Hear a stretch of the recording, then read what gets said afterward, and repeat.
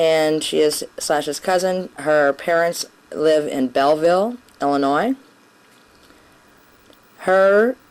Katie and her boyfriend at the time, John Milke, M-I-E-L-K-E, were also at the concert that evening. They sat with my son Forrester and I. Slash's seat was located not very far from ours. He was with some other people. He was with two girls. I do believe at the time his ex-wife, Renee. His wife at the time, Renee, now his ex-wife. And another woman, I don't recall her name, but she did have a little girl with her named Alexis. Katie's husband now is the man she was with at the concert. His name again is John Milke.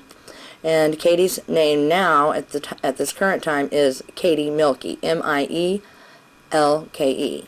They live in Granite City, Illinois, in a mobile home. And I will get those current addresses in just a moment. Pause. Here we have the last time that Slash Saul Hudson had attempted to contact me. That was on October the 9th at 9:20.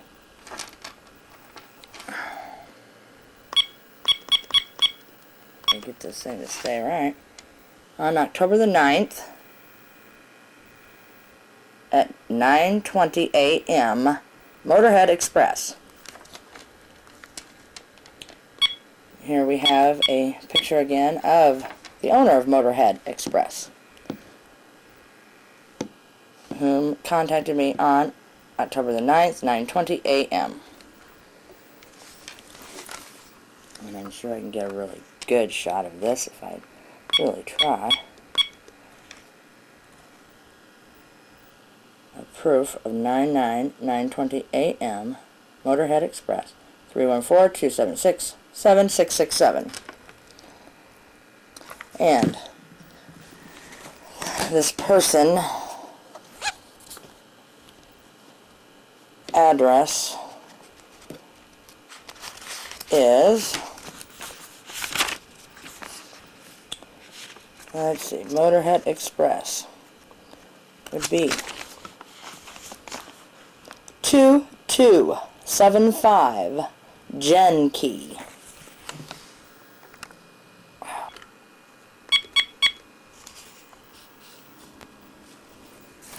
Again, Motorhead Express would be at 2275 Gn'R, J-E-N-K-E-E,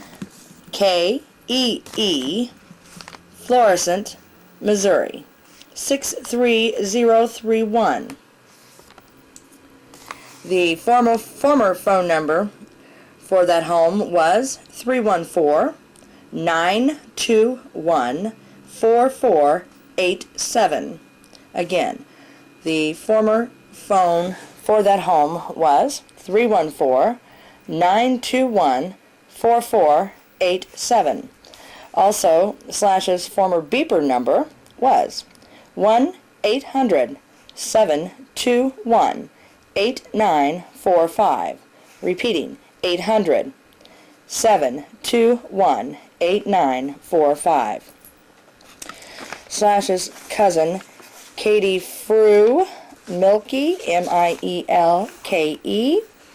Her address is 3120 West Chain of Rocks Road, lot number 309, Granite City, Illinois, 62040. Repeating, Katie Milke, F-R-E-W, Milke, M-I-E-L-K-E. Address 3120 West Chain of Rocks Road, lot number 309, Granite City, Illinois, 62040. Her former phone number was 618-931-3475. Again, Katie Milke's former phone number, 618 931-3475. Her mother, my former instructor for operating room technology class that I took in 1982 at Belleville Area College, her mother's phone number is 618-233-0483. Again, Katie's mother's phone number is 618-233-0483. Her address is 416 Blue Ridge Drive, Belleville, Illinois. Again, Katie's mother's address is 416 Blue Ridge Drive, Belleville, Illinois. I believe that is her mother's current address. It could have been a former address. Nonetheless, that is the address that the Frews have once lived at.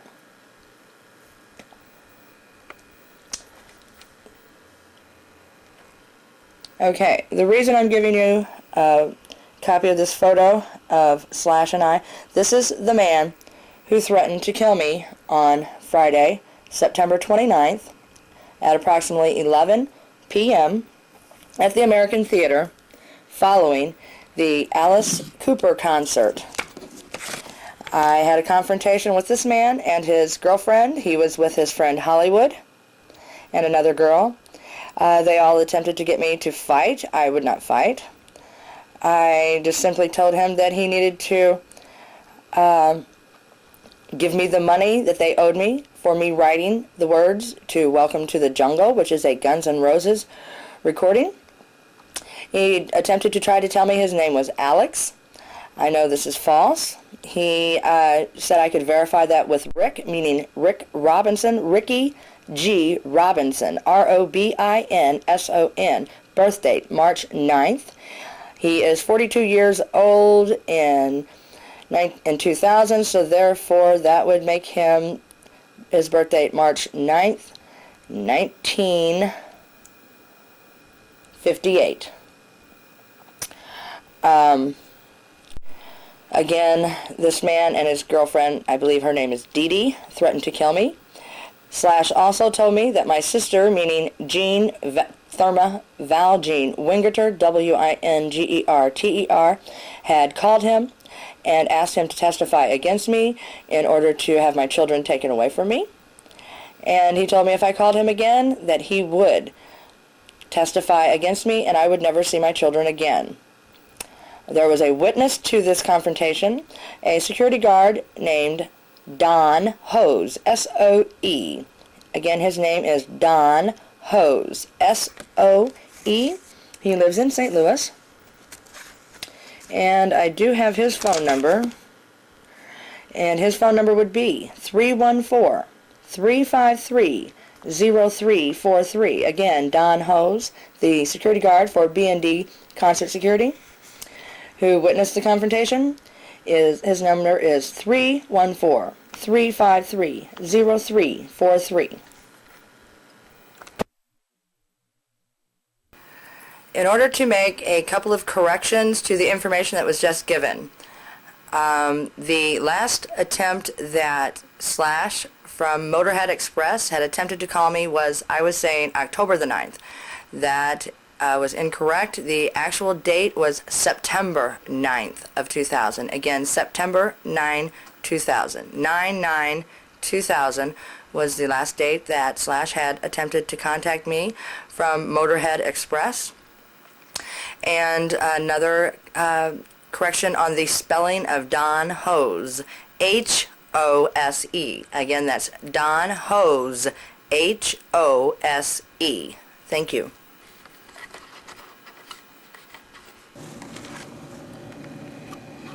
Now I would like to give a possible indication as to what happened to the bullet or possible BBs that would have been in this shell that hit the top of the window here on the west end, as you see.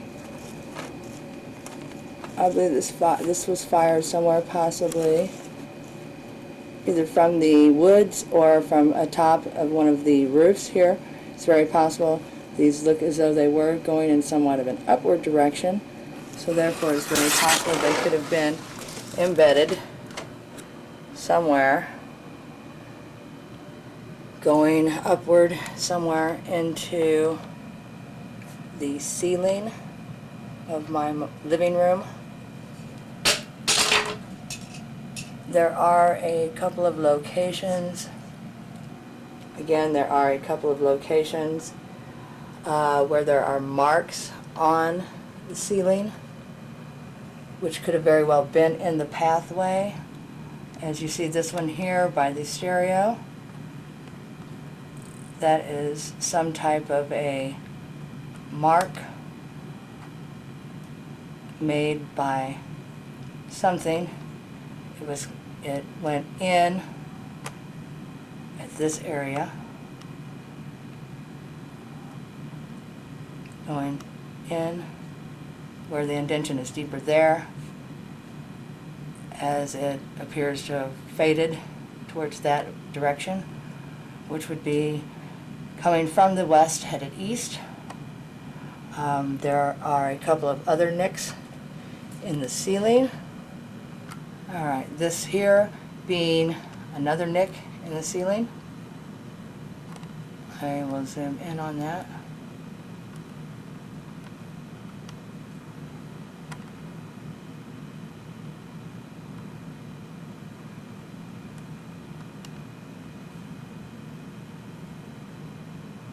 Again, that is located to the north of the first one. From there,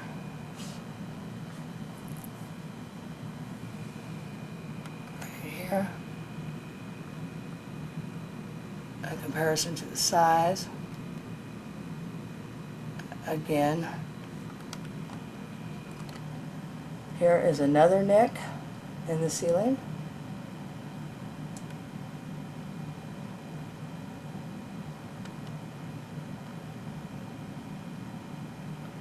This one is also located near the speaker.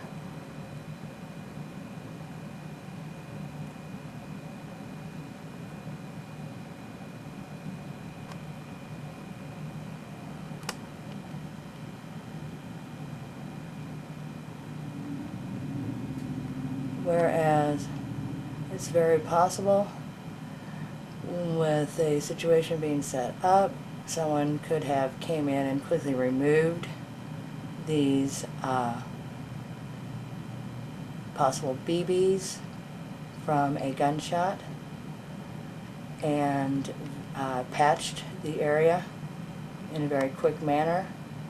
If this was something that was planned, the color match could have already been done, and someone could have possibly came in between Saturday, sometime in between the 2 o'clock time frame or 2:30 and 4 p.m. at the time I was at the park at my friend Sheila's daughter's birthday party.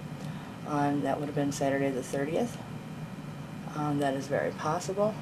Some of these areas could have fresh plaster and paint.